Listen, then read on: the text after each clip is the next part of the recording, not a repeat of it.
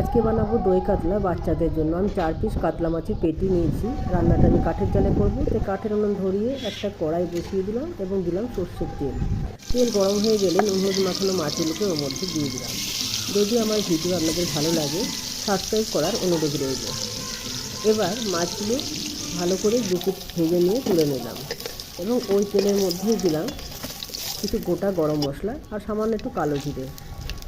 তারপর দিলাম অনেকটা পরিমাণে চিনি, যেহেতু এটা বাচ্চাদের খাবার। দিলাম একটা কুচনো পেঁয়াজ আর দিলাম একটা বড় টমেটো কুচিয়ে।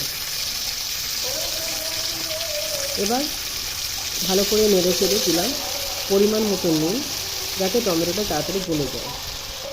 2 চামচ পোস্ত বাটার সঙ্গে 50 গ্রাম মতো দই মিশিয়ে ওর মধ্যে মিশিয়ে দিলাম। এবার অনেকক্ষণ নাড়াচাড়া করলাম যাতে দইটা খেতে না যায়। খেতে দারুণ হয়, বাচ্চারা খুবই খুশি হয় এরকম একটা দই কাতলা পেলে। ভাত বা পোলার সাথেও দিতে পারেন। এবার অল্প পরিমাণ জল দিলাম, 1 কাপ মতো। বেশি জল দেওয়ার প্রয়োজন নেই, গ্রেভিটা একটু ঘনই থাকলেই ভালো হয়।